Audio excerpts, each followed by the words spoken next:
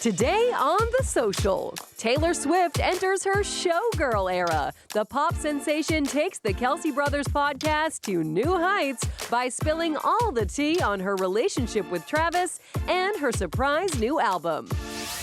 And Pete Davidson opens up about being a tabloid fixture during his high-profile relationships.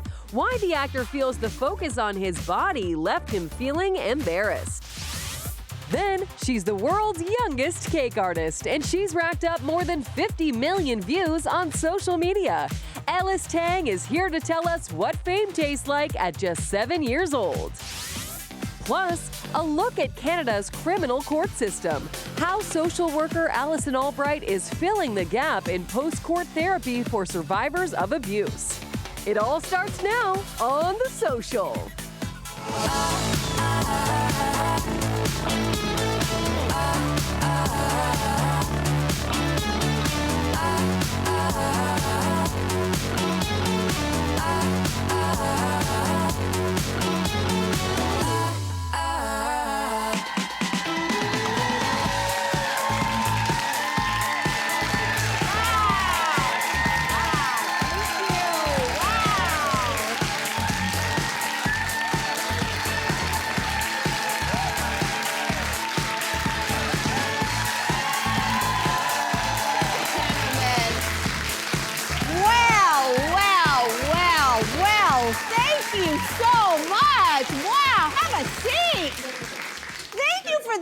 That is how you kick off a Thursday here on The Social.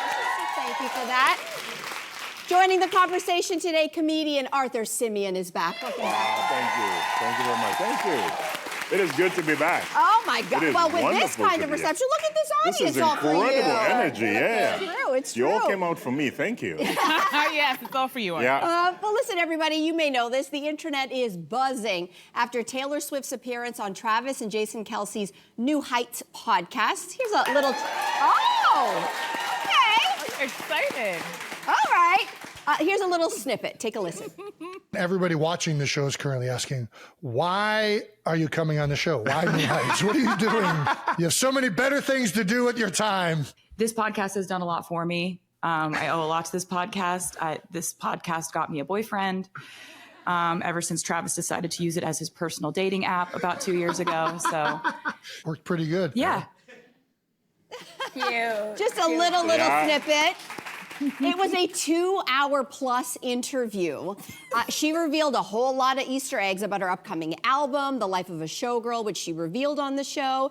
It also gave us a really rare glimpse into her relationship with NFL star Travis Kelce there. So we're going to pull some parts out of this. Andrea, what was the part of the podcast that surprised you the most? Okay, first of all, as a person who in the very, very early stages of this relationship, I'm not saying I was the first, but was one of the first who said that this was it. And so watching the chemistry between these two, I feel some kind of like power. I'm like, yes, I made this happen. You did it. I am the matchmaker. But aside from that, there was a great moment during this interview that made me feel like, you know what?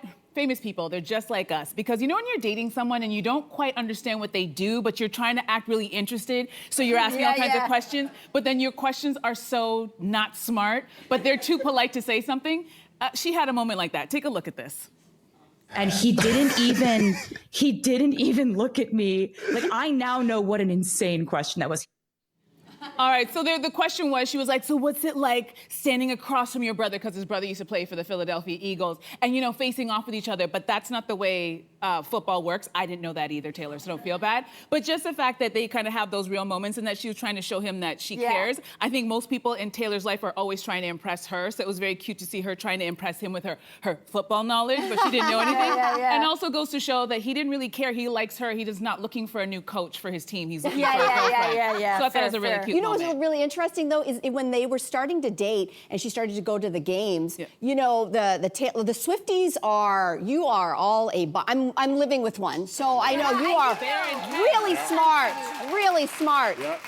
But there were some Swifties who were like, you know why this is a match? Because she grew up watching football with her dad and she knows so much. And then you guys all remember the story where they thought it was a leaked letter that Taylor wrote, and she was writing like basically plays for the Kansas City Chiefs.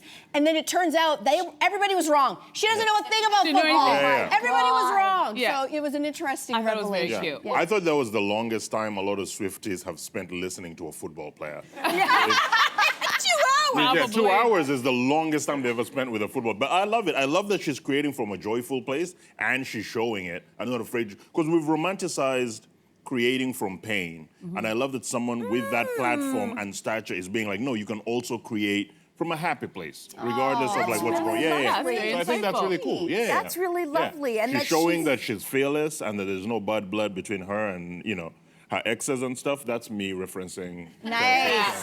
By the way. That was very. I'm really cool. Nice. I'm really cool. She's also showing that she's listening to the critics, because a big criticism of the Tortured Poets department was that it could have maybe used some editing, because there are 31 songs on it. And so she said this new album is just like, it's coming from a place of like pure joy and only 12 songs. Which is like, that's like an album, right? That's all we need. That's all we need. Especially because she has to go back and bake like bread and stuff, but she has no time to create 31 songs. No, who does that? What I loved everything about this, first of all, for the record. Here's what I really loved about this. We've talked a lot on the show about toxic masculinity. The world is full, especially in the world leader department.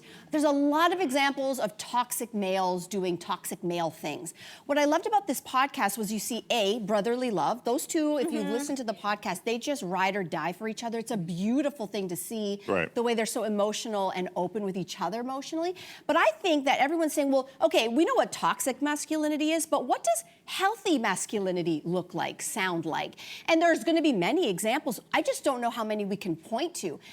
But listening and watching to that last night, I said, these are two beautiful examples of healthy males. And I thought, how simple that is. So for me, what I loved was, and what is healthy masculinity to me? These guys were emotional. They were vulnerable. It was not these guys chest beating, going, I'm better than you. You had Travis saying, I am in awe of you, Taylor. The way that you create, the way that you bring joy. I learn so much from you every day. You bring out the best in me. More of that. Do you know how many millions of people have watched that? That is a beautiful, But you know how many millions of people of nice boys who are listening to this and just being like, hi, over here. We've been like that for so long. And I just think sort of the bad boy energy is so much more salacious and gets so much more attention. I think Travis is probably, like, he seems like a really good guy.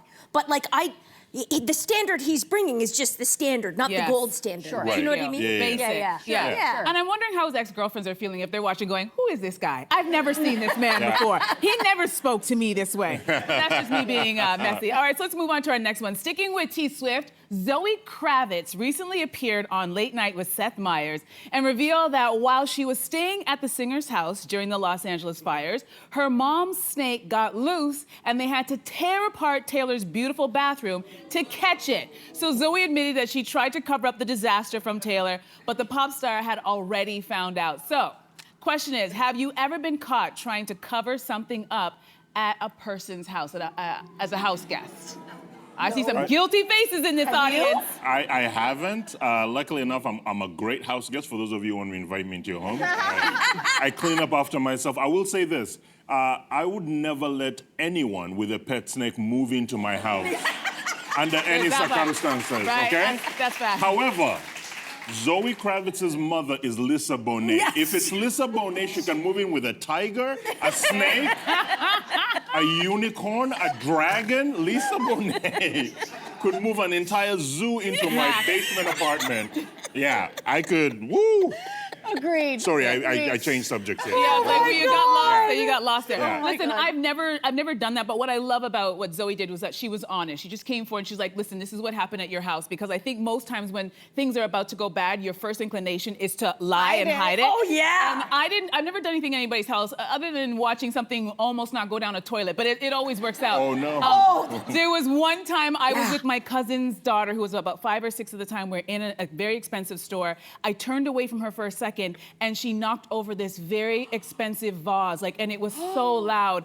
And I panicked, grabbed her, and said, "Let's go." And ran out of the store, and I go, "We tell no one about this." Yeah. And I asked a 5-year-old. Yeah, fair. And I still feel so I bad. think you did the but right at the thing. same time, I was not paying for that vase. Yeah. Sorry, it was too expensive. You know what, quickly, I have a memory. My mom loves bones, like the kind you eat on and gnaw on. And I was invited over to a friend's house who lived a couple houses down, and they served pork chops. So I ate the pork around the chop, and then, like, stealthily in my eyes, like, was taking the bones and putting them in a paper napkin. And then I put the bones in my pocket and brought the bones back to my mother. gosh. And you know what? You're not gonna be laughing because I never got caught. Huh? How's that? Until today. Wait, you know what? Maybe they saw it, but they were too embarrassed just to like, say anything. Yeah. What is this child Yeah, doing? I wouldn't say anything. I would notice that and be like, this is the last time Jess is coming to the house. That was the last time I got invited. Yeah, 100%.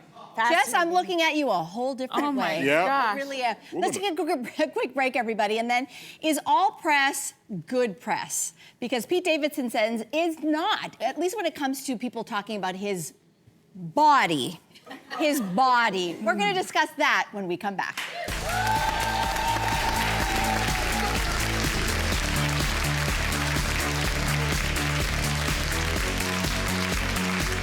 Tomorrow on The Social, nostalgia never tasted so good. We dive into the world of cereal milk cocktails.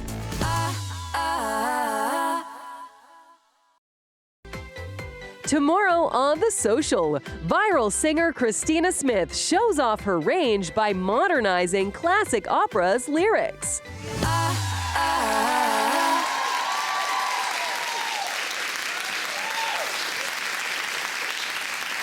All right, we are called The Social for a reason. We love hearing from you, so share your thoughts with us, and everybody watching, connect with us on social media. So Pete Davidson opened up on the Breakfast Club podcast about being over-sexualized by the media around the time that he was dating Ariana Grande. So he went on to say that the fixation of a very particular part of his body started because people felt that Ariana was out of his league.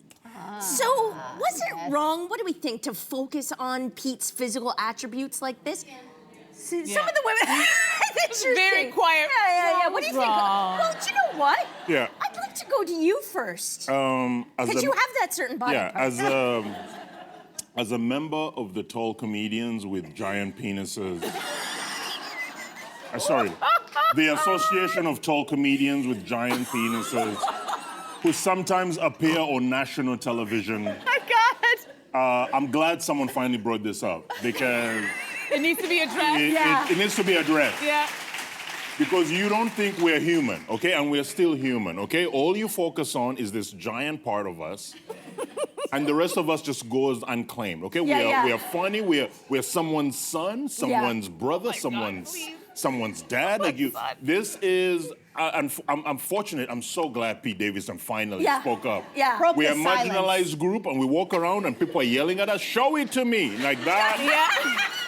That ends today. Today, I am speaking up and I am fighting back. Yes. Yes. Thank you. Thank you very much. Oh my God. Wow, where do we go from here, ladies? What do you think? I want to honor Pete's feelings, and he was embarrassed. Yep. And I want to honor your feelings as well. Yep. And so I respect that. Yep. But for me, when he became associated with that term, can I spell the acronym? BDE? Yeah. Sure. I had to Yeah. think it out in my head, and then I got scared I was going to say it. Yeah. So when I found out he was associated with it, a light bulb went off in my head. Like, oh, I get it now, because it was this idea of a quiet, sort of, not gentleman, but confident, quiet, very proud of who you are without being super masculine and nothing to sort of prove. And then I went through my whole roster of loves, shall we say, and I was like, oh my God, it all makes sense. And so now I play that game, like whenever I see a man, and I can immediately sort of tell. So for me, it was this light bulb moment, and Pete Davidson just articulated it. Yeah. So what you're saying, what you're saying is correct. So because you believe that they have a big D and they have BDE, that's why you like them. Is that what you're saying? No, not why I like it, but just the whole notion of why these guys, this personality of, they've got nothing to prove. They sit back like you got your John Hambone. Take your John Hambone or John Ham as, he is also gets referred to as the BD energy. Yeah. Also, put my picture up there as well. And your picture as well. But I think he takes it with a little bit of good grace. It's hard to relate for us. I'm glad you brought up John Hamm, though, because here's the thing. I get, and I'm very sensitive to what Pete is saying. He's gone through a lot in his life. We know he's gone through a lot. He's been fighting a lot of demons. I'm going to pull away from him for a second and simply say, in our culture, we still have a patriarchal culture. When a man is when you are glorified for that reason, I need you to explain to me, how does it hurt you? Because every man that has been through this, whether it's his career or his reputation, to me, it only seems like it's only up from here. I'll give you some other examples. Justin Bieber, when we saw long lens photos of his little Bieber. I missed that one. It wasn't little, and everybody was like, oh my gosh, Bieber, yeah. They do one of these. Right. John Hamm is another one. Jason Derulo had a picture taken down off of Instagram because his Derulo was causing problems, and he loved it. Yeah. You have people who are like Orlando Bloom. He still talks about it to this day, that there was a photo of him paddleboarding naked, and everyone's like, in full bloom. And he loved it. So show me a case where in a man's situation, talking about his BDE, it has hurt him. Because I can give you a million examples of hold on. I can give you a million examples of a woman's leaked nude photos, and it's only been weaponized. Fair. I think professionally it doesn't hurt the men the way it hurts the women, but I think maybe personally it may hurt them. Because as much as we love talking about it and we love a good giggle, and when you're at the strip club, it's all fun and ha-ha to put money in his G-string. When you're dealing with a person who doesn't have the personality for that, you got to remember in his personal life, because when everybody's talking about it, that means that anytime you're in an intimate relationship, there is an expectation that he knows that is unspoken in that room, that not only should it be what everybody says it's supposed to be, but also that, the motion in the ocean should also match the size of the ship. So I imagine for him on a personal level, as a young man dating, he's probably like, this is a nightmare for me, because every girl I meet, I'm trying to have a connection, but I know that she's thinking about this and having expectations. He also read it as all of us saying, you're not enough for Ariana. Because of the way, maybe he was taking as the way he looks, his brand of humor. And so he was like, everyone's just saying it's because I have that. No, similarly to how you feel. Ariana was the one who said it. Ariana was the one who started the rumor. She was the one that started. Wait a second, I don't feel bad for him at all. Yeah, she started the rumor, and he didn't appreciate it. Well, think about it. If he flipped it and he started a rumor about her and her sexual body, we would not be talking about it today in a positive way. No, but she also talks about herself like that. But I know, here's the deal. When you do it to yourself, it's different. When somebody that you're in an intimate relationship outs you without your permission, it's a very different But do you feel like, I don't think we have a body part that is similar to that. I'm sorry? We don't have a body. Lefty and Poncho? No, I don't think it's the same thing. Like, we don't see someone with big breasts or a big vagina. Often it can mean other things. Let me try that again. We don't see a woman with big breasts and say, oh my gosh, she's such a confident, slick, cool woman. That's what the BDE is. I don't think that's what people think when they say big breasts. No. I agree with you. Yeah, they're thinking bedtime. They're thinking, what's that thing you do? Motorboating. I'm just going to sit this one out. Yeah, I hear you. Yeah. Well, listen, we see your feelings, we acknowledge your feelings, we respect your feelings, but I have a hard time finding that much sympathy for men in general. I think I still think that. And this is exactly why the association was formed, okay? Because you don't understand the trouble that we go through. Here. Meeting a charity.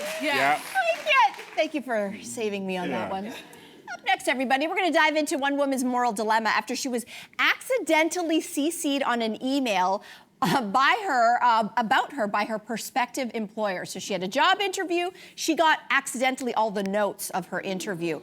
What do you do after this?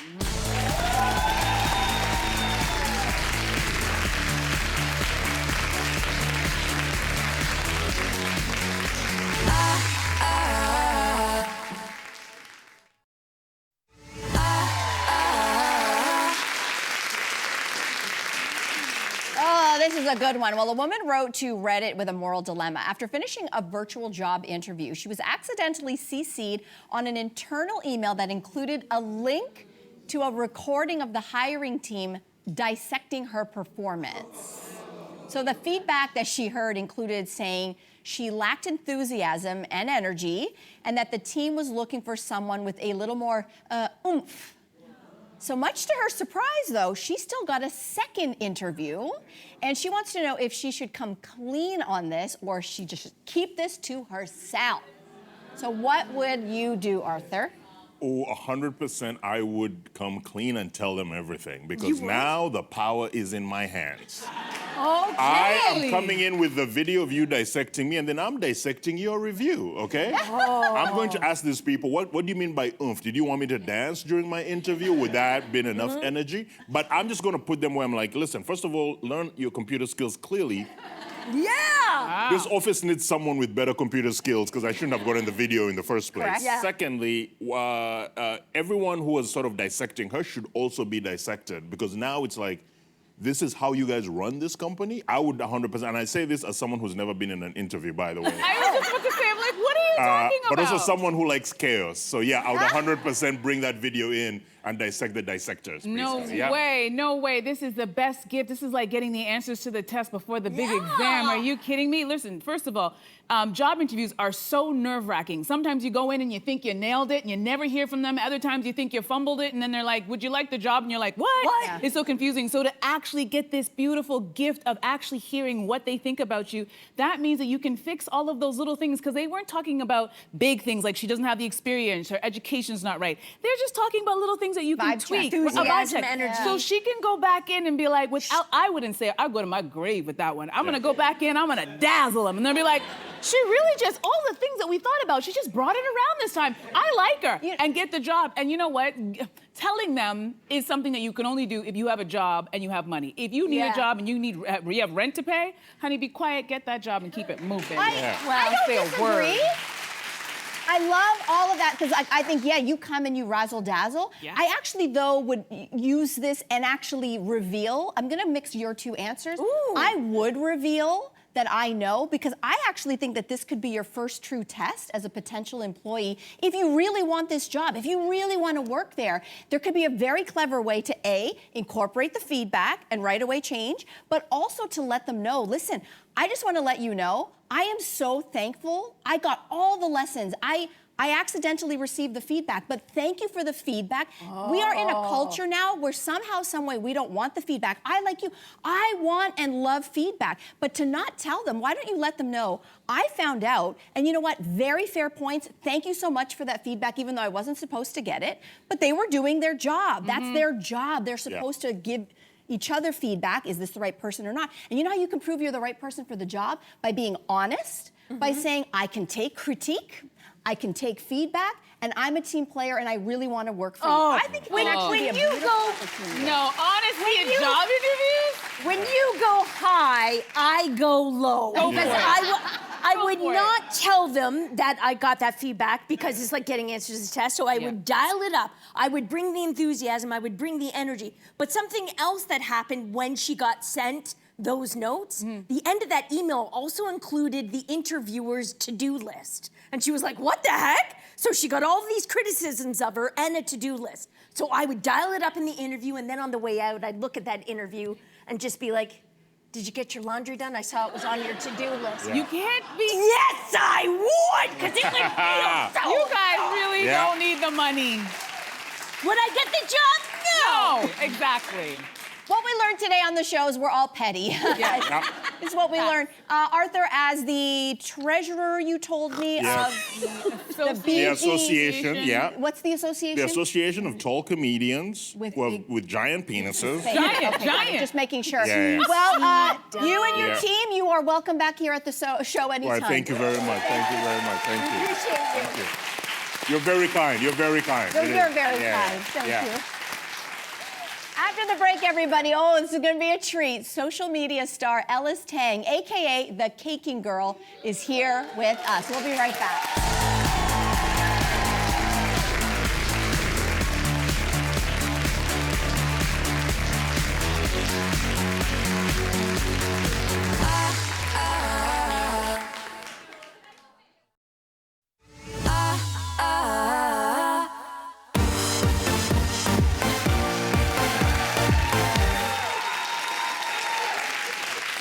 Welcome back, everyone. Our next guest started her cake journey before she could even spell the word chocolate.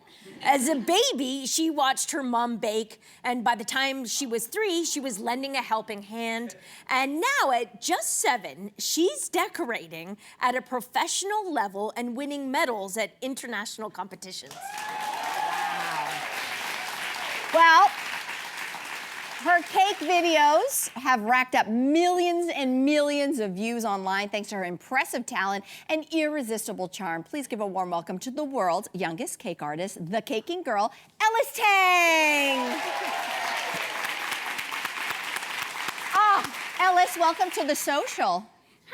Hi. It's so nice to meet you. It's so nice to have you here. Hey, I want to ask you a really simple question to start. Why do you love decorating cake so much? Because I love spending time with my mommy, because I love her, and licking the buttercream and being creative. Oh. Licking the buttercream. That's genius. Licking the, yeah. Do you ever lick the bowl? Sometimes? Sometimes. Yeah, I do that sometimes. Anyway, when did you realize that you weren't just good at making cakes, but you were really good? Well, my mommy and daddy and some other people tell me sometimes, but when I usually make a cake, I usually know my improvements. Oh, that's smart. Improvements, very really, nice. really good. And you learned from your mom, who is also an incredible cake artist. But at this point, if you had to say who is better, who would you say? Well, me, but I don't want to say it because she's my mommy and I love her, but definitely me.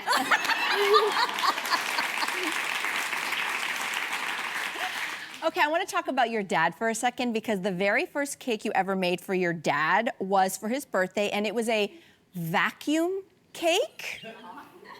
Why did you make Dad a vacuum cake? Because he loves vacuuming and cleaning up the house, and he has 8 vacuums. 8 vacuums! Wow. Okay, I want to come to hang at your house, that's for sure. That's very cool. He cleans a lot. He cleans a lot. We love that. Okay, so this is now a tradition for you where every year for his birthday, you make him something. And so you now also made him a grocery bag the year after that. Then you made a toilet brush cake after that. Like, are all of these things your dad's favorite things? Well, yeah, he loves cleaning up the house, but his most favorite hobby is taking care of the family. I love him. Oh, that's very sweet.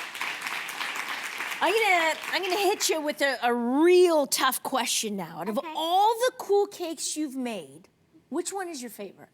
Definitely my lunchbox because it has Elsa and Anna on it. That's my favorite princesses. Oh my goodness. And it's also for my dad's birthday because he loves packing my lunchbox every day for school and summer camp. And I only like it when my daddy does it. But when my mommy packs my lunchbox, I try to eat it. Oh my goodness. So you can tell the difference if mommy or daddy's packing it. Yeah. Fascinating. You know, same thing in my house. Yeah. I totally get it. I get it, Ellis. So listen, we said off the top, you've actually entered a lot of competitions, and you even traveled all the way to the United Kingdom for a competition. So I want to know, what was it like to travel overseas on a plane, and also what was it like to compete against some of the best cake artists in the world? Well, it was scary because if my cake could break, but I told the people who works, the flight attendant, and then they were nice enough to put it in the flight deck. No way. So your cake was protected. That's Absolutely. great. Absolutely. And then after that flight, I got to sit in the front desk. Oh, that's very cool. Very That's very cool. cool. Hey, how much do you have to practice to be that good? Do you practice a lot? Well, I wouldn't say practice because I like to do it for fun. So it doesn't even feel like work at all. No. You're just having fun. No. Holy smokes. I used to do it 2 times a week, but it's also important to learn at school. So I do once a week, but I try to do more. Right, Yeah, balance. yeah, It's all it's about balance, balance. yes. Hey, this isn't even your first talk show appearance. You flew all the way to New York, and you were on the Tamron Hall show, which must have been very, very cool. How does it feel like right now? You're on TV. What does it feel like? Well, it feels happy that I spread love and happiness to everyone. Oh. So cute. Okay, so I want to know, where do you go from here? You're so talented, so young. You win all these competitions. Do you have any future goals for yourself? Well, my husband's gonna take care of the kids while I teach everyone how to make cakes and spread love and happiness. And if my kids want to make cakes, then I'll teach them if they want to have a bakery shop just like me. Very nice. That's a good plan. She's Good life plan. It's a great life She plan. is 7 and more organized than the rest of us. Yep, Okay, yep. listen, so why don't we go for a little walk? Because you actually brought us some of your amazing cakes, and we're going to check these out. But one of the things, come on up here, Ellis. One of the things you're known for is your realistic looking cakes. And sometimes people have a confusion. Is it really cake? Is it not really cake? So you've brought us some creations, and we're going to guess, is it cake or is it real? Okay, so we're going to start with the first one. So this is a zucchini. Audience, we need your help. Is this a real zucchini or is this cake? We hear real, real, real. Okay, let's find out. And it's real. Okay. Okay, up next, lettuce. Lettuce. Do we think this is real lettuce or do we think this is cake? We hear a lot of cake. All right, let's find out. Let's find out. Oh my gosh, the sound! Wait. What? Wait. It doesn't cut. Wait a second. What? Oh my gosh, it's cake! How did you make this? Tell us how you made this. Well, inside is my need favorite to try. flavor, chocolate. So you made it with chocolate, and then how do you make these leaves? Well, it's made out of wafer paper. It's edible. You can eat the paper. Oh my gosh. Yeah. Hold on. Well, Mel eats that leaf, which is edible. Oh my goodness. It's my turn. So we've got an orange. Is this cake or is this an actual orange? What do we think? Real. Real? Okay, let's see. Okay, you guys were right. It's real. But now we have a banana. This is a real banana or is it cake? Oh my gosh. What? Look at that. Okay, you dig in, Jess. Listen, I'm looking at this really up close, and the skin looks really realistic. It's got bruises, it's got these marks, different colors. How'd you do that? Well, it's because I put yellow fondant over it and then tucked in all the yellow fondant under it. Yeah. And the texture, all the lines and dots, I use sculpting tools to sculpt all the texture. Oh my gosh, it's like a sculpture. Yeah, and like the brown and green, it's flour dust. Flower dust. Well, while Jess digs in and enjoys, I want to say, Ellis, congratulations on all of your success. Thank you. Really well done. We will be watching Ellis for sure. Let's take a break. We'll be back right after this.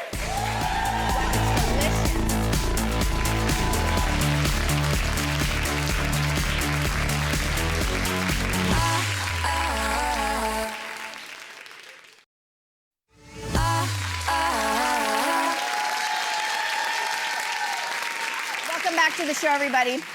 Well, in Canada's criminal court system, the legal process typically ends when the trial ends. But for survivors of abuse who testify, their own process of healing has only just begun. Yes, and our next guest is a social worker trying to fill the gap in post-court therapy for young survivors of abuse, and she's here to tell us all about it. Please welcome Allison Albright to the show. Welcome. Good to have you here, Allison. Thank you so much. All right, so let's dive in because your role as a social worker is primarily focused on helping youth survivors of abuse testify in trials. So what does that preparation look like? So I work at Victim Services Toronto, and I support young people who have experienced abuse anywhere from 3 years old up to 25 years old as they prepare to testify in criminal court against their offenders. And the abuse can be physical, it can be sexual, human trafficking, torture cases.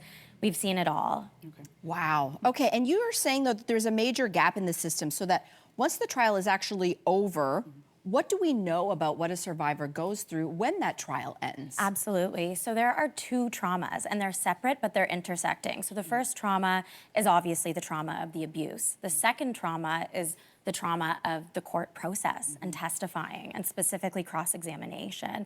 And so what we know from research, the ACE study, Adverse Childhood Experiences study, is that trauma in childhood can have profound long-term impacts if left untreated on those children as they enter into adulthood.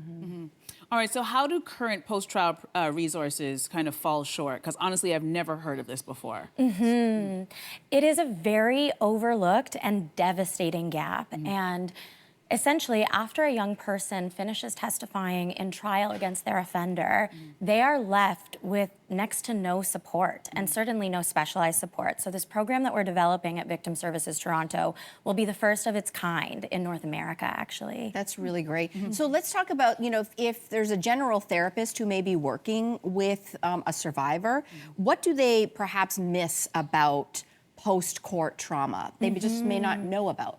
Yeah, absolutely. So what I hear from young people, because my role is really preparing them to testify, and then I'm with them the entire time that they're testifying in court against their offender. And what I've witnessed, I've done this for the last 6 or 7 years, what I've witnessed after almost every single case is the young person turns to me and they say, court was just as bad, if not worse, than the abuse. And I need specialized support from somebody who really understands not only the abuse, but the entire court process so that I can begin healing. And the worst part of my job up to now has been telling them that this doesn't exist. And I think what many therapists may not have exposure to is really what goes on during cross-examination when children testify. So being routinely broken down by defense lawyers, being told the abuse never happened, you're lying, you made it up, it's your fault that it happened, everything like that, right? And so without a specialized therapist, it's very hard to really help them feel understood, heal from the trauma without having to explain it all over again to someone new, which can be very re-traumatizing. I mean, when you put it that way, it makes perfect sense. So you've mentioned this a few times, but you are launching a first-of-its-kind pilot program in Canada. It's going to support children and youth post-trial. So take us through it. What could this look like in practice? So I can give you an example. I was supporting 2 siblings a couple weeks ago as they testified in criminal court against their biological father. And they did incredibly. It was a jury trial, and their father was found guilty. And they both broke down afterward and turned to me and said, we need support. And what this program is going to do is that in the past I had to say, I'm so sorry it doesn't exist. That was the worst part of my job. And now I get to say, of course, we have specialized support for you at Victim Services Toronto at no cost. You don't have to wait, and it's available for you whenever you're ready. And it's evidence-based, trauma-informed, developmentally appropriate, with people who really understand and know exactly how to support you. This is a soft place to land. Exactly. Yeah, it must be such a relief for the people going through this. All right, so you're still developing the program right now, but you're starting to pilot it with client referrals. You're including a lot of elements that you feel are missing in the current support system. So can you walk us through what some of those are? Absolutely. So it's really creating a framework, a blueprint that therapists can follow, that they can use to really make sure that they're supporting these young people after court the way that they should be. So we're doing a few things. First, right now, we're partnering with researchers to learn about, because this is such an under-researched area, to learn about what are the best practices, what is the evidence, how do we tailor this to this exact specific population. We're also going to be developing a survivor advisory group where young people who have survived abuse and testified in criminal court against their abusers, they are the real experts on this. And so we are going to learn from them, what do you want, like, from therapy? How can we help? How can we do things in a way that feels best for you? And then, of course, experts in the field as well. I know you're in early stages as you're putting this all together, but you say you're already starting to see the positive effects of starting to put this all together. Can you explain that? I have been inundated, obviously, doing this work, specifically for the last 6 or 7 years now. I've had so many clients that I've been honored to support and walk through their journey with them. And I can't tell you how many of them have reached back out to me since hearing that we're doing this, saying, thank you for listening. Thank you for doing this. I have never felt as alone as I felt after court. And to know that you are listening and Victim Services Toronto is building this because we asked for it and because we need it and we deserve it, it means the world to them. I got to call, actually, those siblings who I mentioned earlier last week and tell them that we were developing this and that I can put their names down and they can access this. And they burst into tears and told me how much it means to them to know that specialized support is on the way. Yeah, that was beautiful. Such a wonderful feeling. All right, so an initiative like this obviously needs public and government support. So where do you stand on both sides? So we will take funding from anywhere we can get it. We are off to a great start. We had an incredible fundraising event this summer, and we have found some very generous donors, but we need to keep going. We are just at the very beginning now, and so you can go to the Victim Services Toronto website and find their Donate Now page, and there's a drop-down menu, and there's a button that you can click that says Post-Court Therapy and donate through there. That is kind of our biggest hurdle right now, but at Victim Services Toronto, we are creative problem solvers, so we are going to do it. Nothing will stop us, but the more support that we can have, the better. Yeah. That's amazing. Fantastic initiative. So necessary. I know we don't have a lot of time left, but when is your hope of when this could finally become a reality? As soon as possible. We are not wasting any time. We are getting right to this. Good luck. Okay. Yes. Thank you for sharing everything that you do and the people that you help here on the show. Thank you. Thank you. Thank you for having me. All right, we're going to be back. Let's take a quick break. We'll be back right after this. Such important work, and also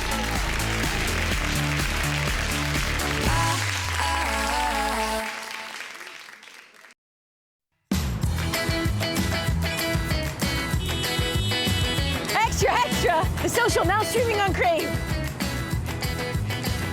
Thanks a lot. This is awesome. You guys are out here. Streaming on Crave. Sorry. Oh, that's amazing.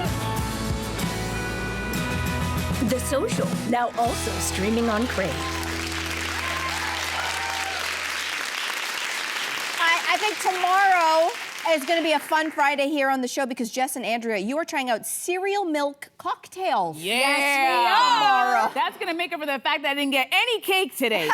They took it backstage and ate all the cake. Well, I needed to make sure it tasted okay. They looked beautiful, but that was impressive. Very impressive. They taste just as good as they look. Oh, yeah. I loved it. And she loved to eat her own creation. I love Yeah. to see that. Yeah. Good sign. Also on tomorrow's show, everybody, we're going to be serenaded by the viral opera singer who caught SZA's attention. Her name is Christina Smith. So a modern twist on opera. I think that is going to be amazing. Hey, I want to say thank you to each and every one of you for being here today, each and every one of you for watching. We appreciate each and every one of you. We're on Crave, YouTube. We've got our podcast and social media, of course. We'll see you same time, same place tomorrow. Bye-bye.